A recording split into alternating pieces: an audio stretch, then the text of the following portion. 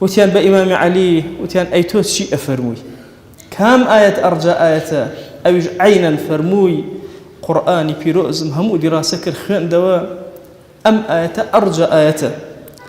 قل يا عبادي الذين أسرفوا على أنفسهم لا تقنطوا من رحمة الله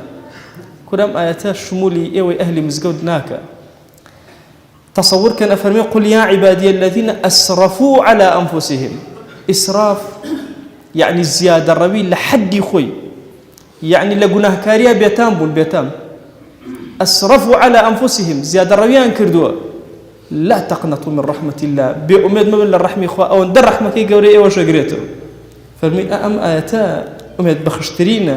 إن الله يغفر الذنوب جميعا بشو كردوتا بروش كردوتا بأشكراك بپنهان كردوتا لكوية بوتشون بو زانيت ندزاني